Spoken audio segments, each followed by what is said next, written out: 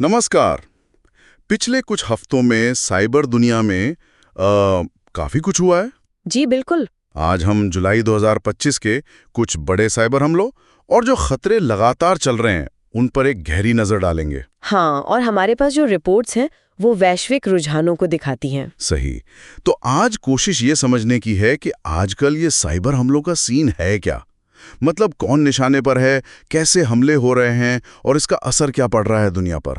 और कुछ मामले तो वाकई में चौंकाने वाले हैं। हाँ, जैसे वो अमेरिकी परमाणु सुरक्षा एजेंसी वाला मामला या फिर एक 158 साल पुरानी कंपनी का रैंसमवेयर के चक्कर में बंद हो जाना। बिल्कुल। तो चलिए शुरू करते हैं उस बड़ी खबर से, माइक्रोसॉफ्ट शेयरपॉइंट की एक नई सुरक्षा खामी। हाँ, वो जीरो डे वल्नरेबिलिटी जिसे कहते हैं, CVE W10 2025 49706 और 49704। हाँ, मतलब ऐसी खामी जिसका पता लगते ही हैकर्स इस्तेमाल करने लगे, माइक्रोसॉफ्ट के पैच से भी पहले शायद।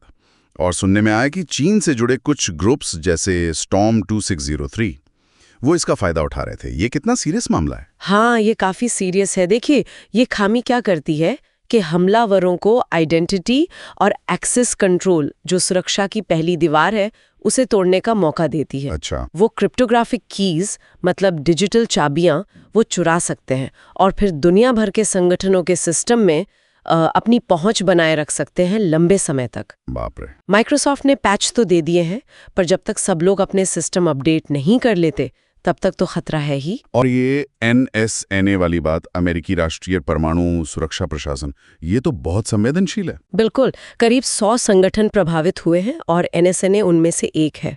यहाँ जो पैटर्न दिख रहा है वो ये है कि कैसे ये जीरो डे, जिनका पहले पता नहीं होता, अब एकदम हथियार की तरह इस्तेमाल हो रहे हैं। मतलब तेजी से? बहुत तेजी से।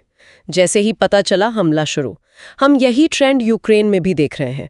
रोजाना लगभग 15 सरकारी साइबर हमले झेल रहा है वो देश। ज्यादातर रूस से? हाँ, ज्यादातर रूसी एक्टर्स की तरफ से। तो ये तो हुई राज्य प्रायोजित जासूसी की बात। लेकिन आम बिजनेस और लोगों के लिए शायद रैंसमवेयर ज्यादा बड़ी मुसीबत बन गया है ना? बिल्कुल। रैंसमवेयर का खतरा तो बढ़ता ही जा रहा है। हमने वो United Natural Foods Inc UNFI वाला केस सुना। अमेरिका में खाने पीने की सप्लाई पर असर पड़ गया उससे। हाँ, वो सप्लाई चेन डिस्ट्रप्शन का एक बड़ा उदाहरण है। रैंसमवेयर अब सिर्फ डेटा लॉक करके पैसे मांगना नहीं रहा, ये पूरी सप्लाई चेन को ठप कर सकता है। और देखिए, ओहायो में केटरिंग हेल्थ 14 अस्पताल, उन पर इंटरलॉक रैंसमवेयर का हमला हुआ। 14 अस्पताल? जी। मरीजों का डेटा, फाइनेंशियल डेटा सब लीक हो गया।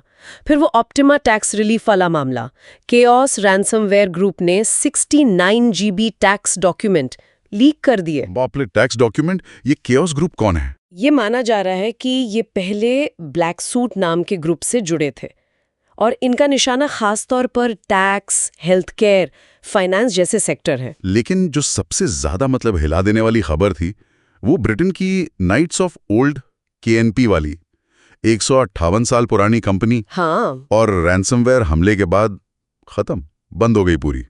सुना है वजह एक कमजोर पासवर्ड था। बिल्कुल, यही तो सबसे दुखद बात है। अकीरा नाम के ग्रुप ने हमला किया और दिक्कत ये हुई कि उनके जो बैकअप थे वो भी ऑनलाइन थे और उसी कमजोर पासवर्ड से प्रोटेक्टेड थे। अरे नहीं! तो हमलावरों ने उन्हें भी एन्क्रिप्ट कर दिया। डेटा वापस लाना नामुमकिन हो गया। 700 लोगों की नौकरियां चली गईं। 700 लोग? सिर्फ एक पासवर्ड की वजह से। जी। ये दिखाता है कि रैंसमवेयर अब सिर्फ डेटा चोरी या फिरौती नहीं, ये कंपनियों को तबाह कर सकता है।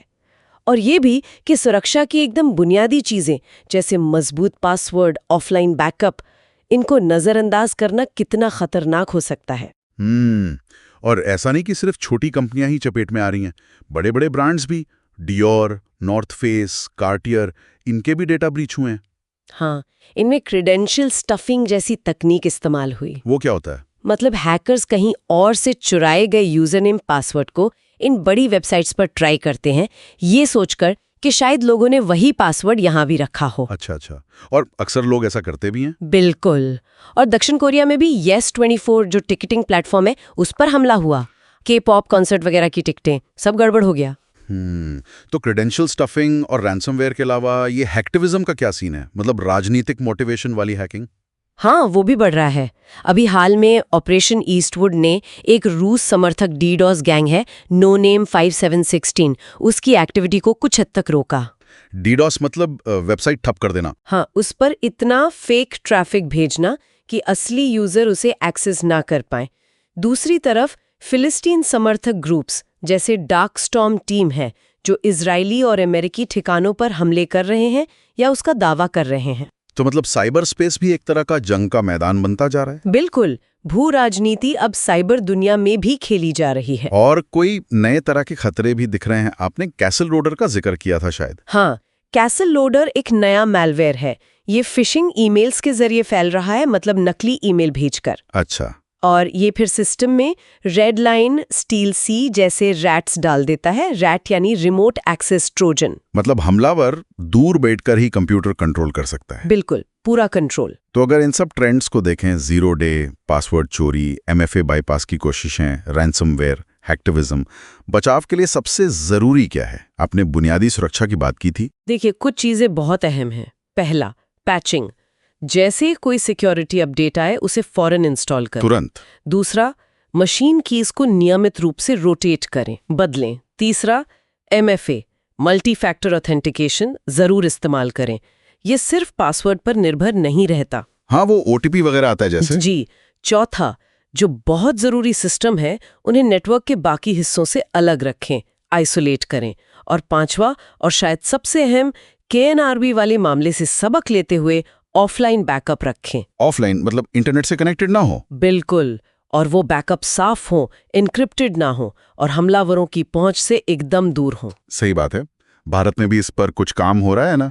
बिहार, EUU और CDAC की बात सुनी थी। हाँ, वहाँ साइबर ऑडिट्स हो रहे हैं, हेल्पलाइन है और ऑपरेशन साइबर प्रहार भी चल रहा है। अच्छा, उसमें क्या हो रहा है? उसके तहत हजारों चोरी हुए फोन ब्लॉक किए गए हैं, साइबर फ्रॉड से कमाए करोड़ों रुपए फ्रीज किए गए हैं और कई साइबर अपराधी गिरफ्तार भी हुए हैं। चलिए, ये अच्छी खबर है कि एक्शन हो रहा है। जी, अंत में मैं यही कहूंगी कि ये सारे खतरे ना कहीं एक दूसरे से जुड़े हैं।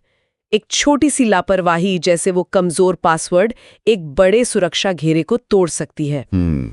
साइबर सुरक्षा सिर्फ टेक्नोलॉजी का खेल नहीं है, ये हर स्तर पर सावधानी बरतने और सही आदतें अपनाने का भी मामला है। बिल्कुल। तो मतलब साफ है, साइबर खतरे तेजी से बढ़ रहे हैं, उनके तरीके बदल रहे हैं और असर गहरा हो रहा है। हाँ। तो ये सोचने वाली बात है कि आने वाले वक्त में जब ये खतरे और तेज और स्मार्ट होते जाएंगे, तब व्यक्तियों और संगठनों के लिए वो कौन सा एक बचाव का तरीका होगा जो सबसे ज्यादा कारगर साबित हो सकता है, इस पर सोचना जरूरी है।